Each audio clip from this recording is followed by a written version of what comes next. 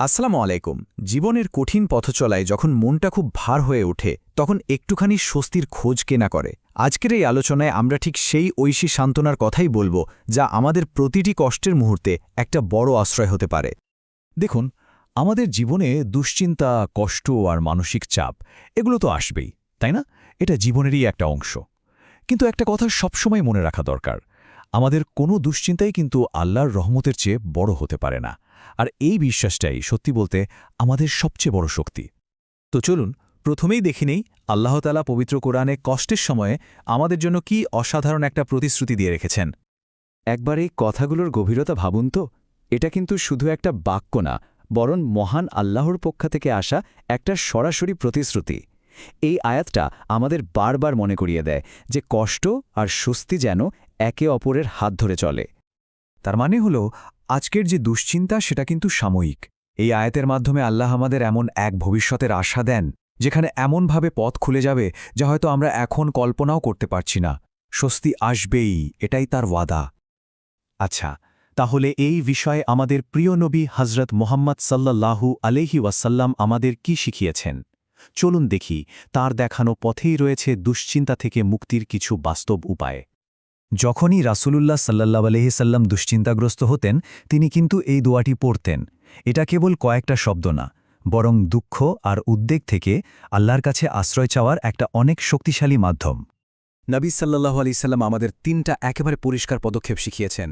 প্রথমটা হলো আল্লাহর উপর পুরোপুরি ভরসা রাখা, এরপর ঠিকঠাকভাবে ৫ ওয়াক্ত নামাজ আদায় করা, আর সবশেষে নিজের মনের যত সংগ্রামের কথা আছে সেগুলো মন খুলে সরাসরি আল্লাহর কাছে বলা, কারণ তিনি তো সবচেয়ে ভালোভাবে শুনেন এবং তিনিই তো সমাধান করে দেন, তাই না? এখন আমরা এমন একটা পর্যায়ে এসেছি যেখানে কষ্টকে একটু ভিন্নভাবে দেখা যায়। আচ্ছা, এটা কি হতে পারে যে এই কষ্টই একসময় আমাদের সবচেয়ে বড় শক্তিতে পরিণত হবে? এই প্রশ্নটা নিজেকে একবার করা খুব দরকার। জীবনের এই যে কঠিন অধ্যায়, এর আড়ালে আসলে কি বার্তা লুকিয়ে আছে? কারণ প্রতিটি সংগ্রামেরই একটা গভীর অর্থ থাকে। হতে পারে আমাদের কষ্টগুলো অন্যের চোখে খুব সামান্য, কিন্তু একটা জিনিস কি আমরা জানি? আমাদের এক বিন্দু অস্ত্র আল্লাহর দৃষ্টি এড়ায় না। তার কাছে আমাদের কষ্টের প্রতিটি ফোঁটা অনেক বেশি মূল্যবান। এই বিশ্বাসটা মনে কিন্তু অনেকখানি শান্তি এনে দেয়। এটা হয়তো অবিশ্বাস্য মনে হতে পারে, কিন্তু এটাই সত্যি। আর যে কষ্টটা আমাদের কাঁদাচ্ছে, একদিন দেখবেন ঠিক সেই কষ্টটাই আমাদের অভিজ্ঞতা আর শক্তির মূল ভিত্তি হয়ে দাঁড়িয়েছে। আসলে প্রতিটা আঘাতই আমাদের আরও শক্তিশালী করার জন্যই আসে। আর সবচেয়ে বড় ভরসার কথাটা তো এটাই, আল্লাহ আমাদের এমন কোনো পরীক্ষায় ফেলেন না যা সহ্য করার ক্ষমতা আমাদের নেই। তার মানে আমাদের উপর যে পরীক্ষায় আসুক না কেন সেটা পার করার শক্তিও তিনি আমাদের দিয়ে দিয়েছেন। যখন মনটা খুব বেশি অস্থির থাকে, তখন শান্তি ফিরিয়ে আনার জন্য কিছু আধ্যাত্মিক উপায় আছে। চলুন সেগুলো একটু দেখে নেওয়া যাক। মনকে শান্ত করতে এই কাজগুলো করে দেখা যেতে পারে, যেমন কিছুক্ষণ কোরআন তেলাওয়াত করা, মন থেকে ইয়া আল্লাহ বলে তাকে ডাকা, নিজের ভবিষ্যৎটা পুরোপুরি তার হাতে ছেড়ে দেওয়া, আর এই বিশ্বাসটা মজবুত করা যে তিনি যা পরিকল্পনা করেছেন সেটাই আমাদের জন্য সবচেয়ে ভালো। আমরা আমাদের আলোচনার প্রায় শেষ পর্যায়ে চলে এসেছি। এখানে আমরা দেখব কিভাবে আল্লাহর উপর সম্পূর্ণ নির্ভরতাই আমাদের চূড়ান্ত শক্তি হয়ে ওঠে। এই একটা কথাই আসলে সব কিছুর সারমর্ম। যারা আল্লাহর উপর সত্যিকার অর্থে ভরসা করে, তাদের জন্য আল্লাহ একাই যথেষ্ট হয়ে যান।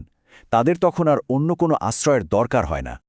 তাই দুশ্চিন্তার গভীরতা যতটাই হোক না কেন, একটা জিনিস জানা খুব জরুরি: আল্লাহ এক মুহূর্তের জন্য আমাদের ভুলে যাননি। তিনি সবসময় আমাদের সাথে আছেন। সুতরাং কঠিন সময়ে আমাদের করণীয় মূলত ৩টি কাজ: ধৈর্য ধারণ করা, দোয়া করতে থাকা এবং নিজের মনের সব কথা আল্লাহর কাছে খুলে বলা। এই ৩টি কাজই ইনশাআল্লাহ মুক্তির পথ দেখাবে। আজকের এই আলোচনার শেষে একটা প্রশ্ন থেকে যায়, এই সবগুলোর মধ্যে থেকে কোন বিশ্বাসটি একটা ভারাক্রান্ত হৃদয়কে আজ সবচেয়ে বেশি শান্তি দিতে পারে? আল্লাহ আমাদের সবার দুশ্চিন্তা দূর করুন। আসসালামু আলাইকুম।